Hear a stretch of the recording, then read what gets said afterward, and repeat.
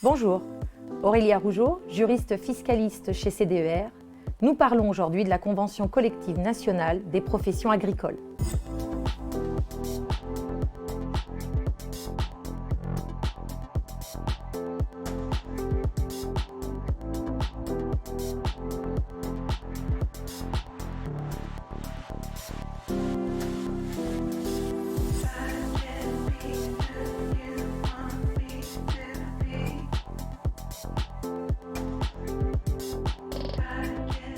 Après plus de 3 ans de négociations, une convention collective nationale pour les entreprises agricoles et les CUMA voit le jour. Signée le 15 septembre 2020, elle entrera en vigueur le 1er avril prochain.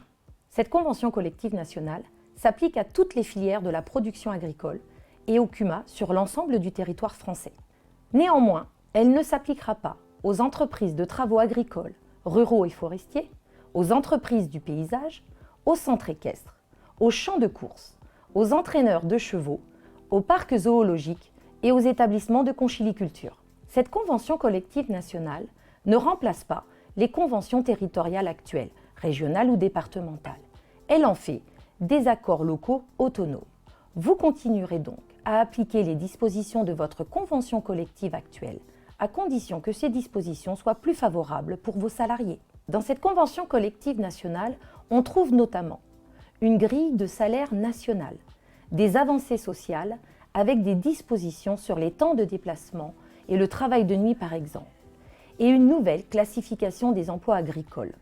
Une classification des emplois basée sur des compétences réparties sur 5 critères classants. Ces critères classants sont la technicité, la responsabilité, le relationnel, le management et l'autonomie. Vous l'aurez compris, d'ici le 1er avril prochain, vous devrez revoir la classification de vos salariés. Cette réflexion pourra aboutir soit à un simple changement de la classification, dans ce cas, vous informerez seulement votre salarié de ce changement, soit à un nouveau positionnement de son emploi et dans ce cas, un avenant à son contrat de travail devra être signé. CDER souhaite vous accompagner dans cette réflexion. C'est pourquoi CDER met à votre disposition un outil facilitateur sur MyCDER.